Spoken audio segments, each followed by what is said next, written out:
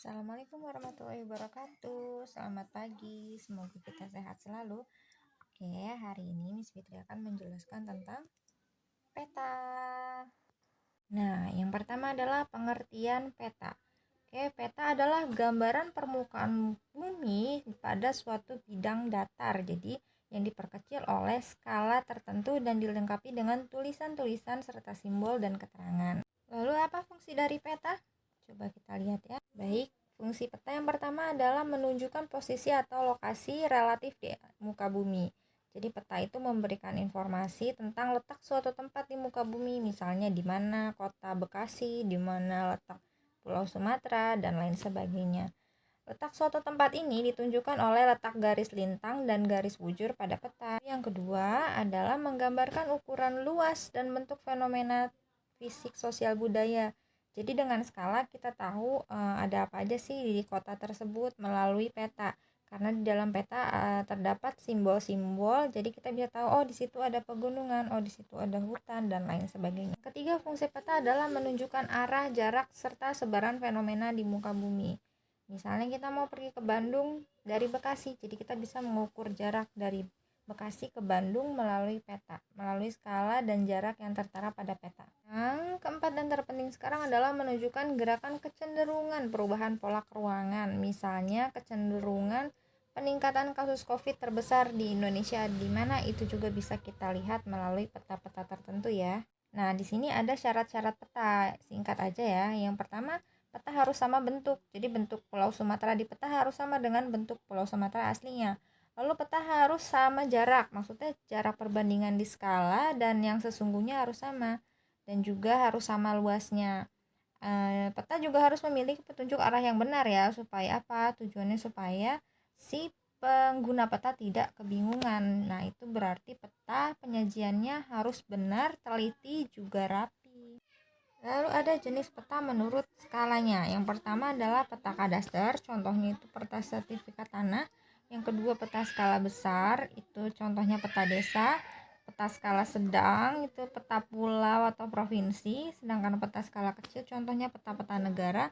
Dan peta skala geografis itu adalah peta dunia. Jadi ya, di sini ada jenis peta menurut skalanya. Yang pertama adalah peta kadaster, contohnya itu adalah peta sertifikat tanah ya. Lalu yang kedua ada peta skala besar, contohnya adalah peta kota, peta kecamatan, peta desa. Dan ada juga peta skala sedang, contohnya peta pulau atau peta pulau atau peta provinsi ya. Lalu ada peta skala kecil, yaitu dia termasuknya peta negara, contohnya peta negara Indonesia, negara Amerika, dan lain sebagainya. Dan ada juga peta skala geografis yang paling besar adalah peta dunia. Kenapa seperti itu? Karena semakin besar wilayah yang digambarkan pada peta, maka skala pada petanya akan semakin kecil. Nah, ada juga nih jenis peta menurut isinya ya. Yang pertama adalah peta umum, yaitu peta yang menggambarkan gambaran umum permukaan bumi seperti kenampakannya, misalnya ada gambar sungai, danau, gunung, dan lain sebagainya. Juga ada peta khusus atau peta tematik yang menggambarkan sesuatu kenampakan khusus, misalnya peta curah hujan ya. Oke, sekarang kita masuk ke bagian-bagian peta. Jadi yang pertama di sini adalah judul peta yang memberikan gambaran tentang ini peta apa sih, peta Indonesia kah, peta Amerika, peta dunia, dan lain-lain.